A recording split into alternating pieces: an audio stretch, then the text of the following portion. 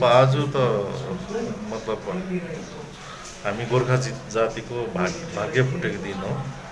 मदन तामाङ जस्तो मान्छे अब हाम्रै दाजुभाइहरूले मार्नु, हाम्रो जुन आकाङ्क्षा, हाम्रो जुन राजनीतिक चाहना छ, इच्छा छ, त्यसलाई अब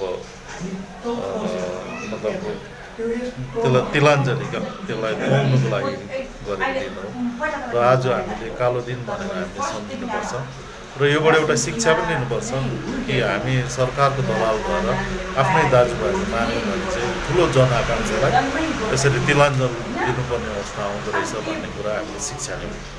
के लाग्छ जुन चाहिँ अहिले राजनीति छ दिशाहीन मुद्दाहीन जुन चाहिँ अहिले राजनीति चल्छ के भन्न चाहन्छु? अब पश्चिम बङ्गाल सरकारदेखि जति टाढो रहन्छौँ हामी त्यति नजिक गोर्खाल्यान्डको नजिकमा पुग्छौँ। अब हाम्रो साथीभाइहरू चाहिँ सबै कलकत्तामुखी भएको कारणले गर्दा आज केही अब हाम्रो जुन चाहना छ, हाम्रो जुन आकाङ्क्षा छ, जुन हाम्रो छुट्टै राज्यको यथार्थ छ, त्योदेखि हामी टाढो भएको छौँ। तर यस्तो हो, यो छुट्टै राज्यको कुरा अब आज मेरो बाउले गर्नुहुन्थ्यो, म गर्दैछु हो कि भोलि मेरो छोराछोरीले पनि गर्छ, मेरो नाता नातिनीले पनि गर्छ, जबसम्म यो कुरा हुँदैन।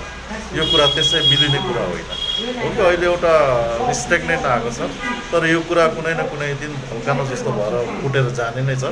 फेरि उठ्छ यो आवाज, यो कसैले रोक्नै सक्दैन। के कस्तो छ आउने दिन?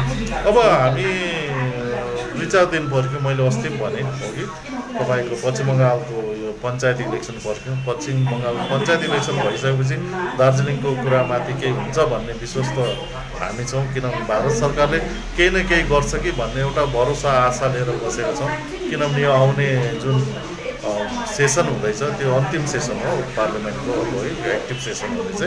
अब त्यो सेसनमा केही भएन भने फेरि अब हामीले एउटा नयाँ पहल गर्नुपर्छ, नयाँ बाटो रोज्नुपर्छ, ताकि हाम्रो जनताको चाहना, हाम्रो शहीदहरूको सेक्रिफाइस, मदन तामाङले दिएको त्याग बलिदान, अघि हाम्रो दाजुभाइ दिदीबहिनीले सहेको शोषण अत्याचार, त्यसको बदला दिन पनि हामी अगाडि खडा उठेर दरिलो खुट्टा टेकेर इमान्दार मान्छेले भएर पढे लेखेको मान्छेहरू अगाडि आएर, युवाहरू अगाडि आएर फेरि एकपल्ट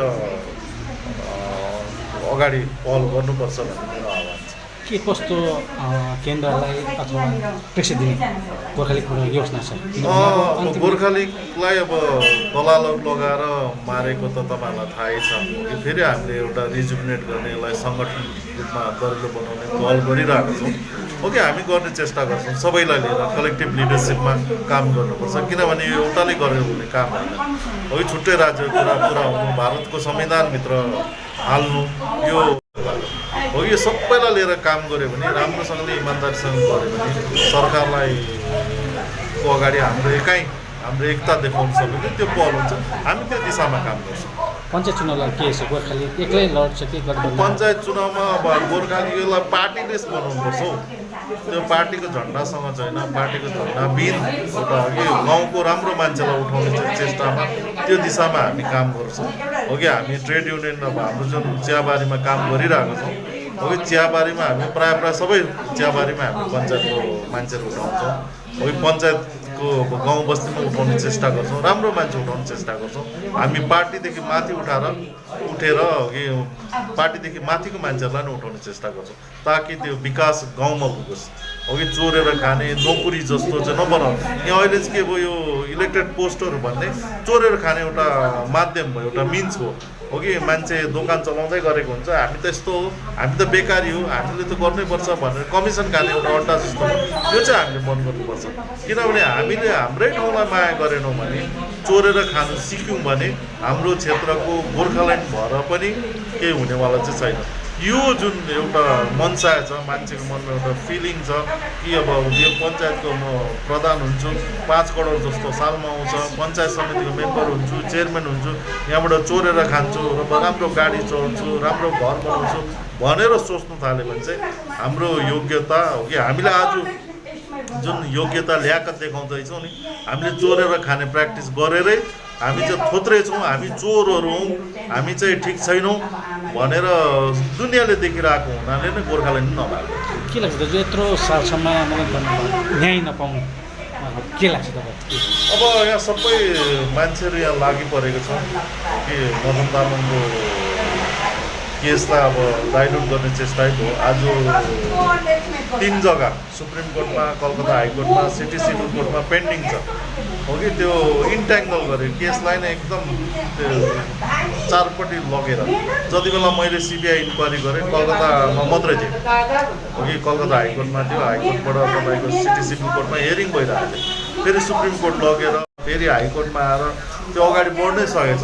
र हाम्रो चाहना चाहिँ हामी सरसल्लाह गर्दैछौँ आउने दिनमा त्यो केसलाई पनि फेरि सुप्रिम कोर्टमै गएर अप्रोच गरेर स्पिडी ट्रायलको लागि हामी पहल गर्ने चेष्टा गरिरहेका छौँ, गर्नेवाला छौँ। धेरै पहाड जस्तो नेताहरूको निर्मल हत्याको तपाईँ अहिलेसम्म त्यस्तो कुनै कारवाही भएको देखिने के लाग्छ तपाईँ? जनता सुतेको छ, जनताले पनि डर बोक्छ। हाम्रो पढे लेखेको मान्छे स्वार्थी छ, डिग्रीवालाहरू त सबै स्वार्थी छ हो। पढे लेखेको मान्छेहरू स्वार्थी छ, जहाँ खानु पाउँछ, जहाँ 2 रुपियाँ पाउँछ त्यतै जान्छ। अहिलेको राजनीतिमा हेर्नुहोस् न, जहाँ जहाँ चोरेर खानु पाउँछ त्यतै जान्छ। आदर्श, सिद्धान्त हो कि कमिटमेन्ट, दृढता केही नभएको कारणले गर्दा यस्तो भएको हो। र यो मदन तामाङको जुन बलिदान छ, त्याग छ, अरू कसैले गरेन भने पनि म मेरो व्यक्तिगत रूपमा गर्छु। त्यो चाहिँ मेरो प्रण हो, जनतालाई दिएको मेरो वचन हो। के छ के भन्न चाहन्छ आउने कार्यक्रम? आउने दिनमा जनता एक हुनुपर्छ हो कि जनता एक छ नै हो कि यो स्वार्थी मान्छेहरू पछि लाग्नु हुँदैन। जबसम्म हामी साँचो हृदयले छुट्टै राज्यको मागलाई अगाडि बढाउँदैनौँ तबसम्म हाम्रो केही हुनेवाला छैन। अलिक दिनमा दार्जिलिङको एमएलए पनि उतै राजस्थानहरूको हुन्छ हो कि छाप्राहरूबाट आएर हुन्छ, तल कलकत्ताको पुर्लियाहरूबाट आएर हुनसक्छ। हामीलाई जुन अत्याचार शोषण छ, हामी माथि अतिक्रमण छ, हाम्रो यहाँ जग्गा जमिन के बेच छ, यो सबै हेर्दा हाम्रो भविष्य चाहिँ इन्सेक्योर छ। जाग्नुपर्छ, जाग्नुहोस् हो कि त्यसलाई दिशानिर्देश गर्ने अब एकजना अब गोटीको रूपमा, एकजना अब व्यक्तिको रूपमा म पनि खडा भएको हुन्छ। यो गोर्खा लिग पार्टी पनि तपाईँहरूसँग साथ रहेको हुन्छ। गोर्खा लिगलाई साथ दिनुहोस्। मैले अस्ति पनि भने जनताले चाहेको जुन आकाङ्क्षा छ त्यो पुरा गर्छ।